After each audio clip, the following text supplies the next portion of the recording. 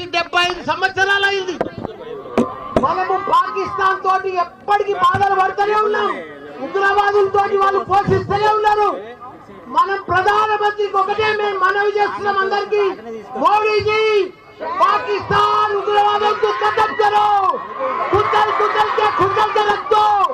एक जिंदगी में फिर अपना भारत का तरफ नहीं देख रहा हो लोग। उग्रवादों को पूरा पाकिस्तान ప్రపంచంలో చిత్రపటంలోనే పాకిస్తాన్ కనిపిస్తుంది. మనం 75 సంవత్సరాల నుండి బాధ పెడుతున్నారు. మనం ఇక భరించలేము. మనం ఇక ఓపిక లేదు మనకు.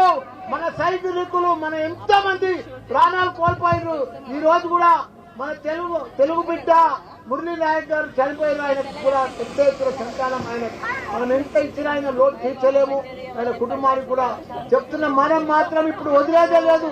మన భారత సైనికులకు మొత్తం ధైర్యంగా మేము డాక్టర్లము, ఇంజనీర్లము, ప్రొఫెసర్లము, లీడర్లము, మా టీఆర్ఎస్ పార్టీ మొత్తం మీకు మద్దతు ఇస్తుంది. మీరందరూ కూడా పోరాడి ఆ ఉగ్రవాదులను మొత్తం ఖతం చేయాలని కోరుకుంటున్నా. జై జవాన్.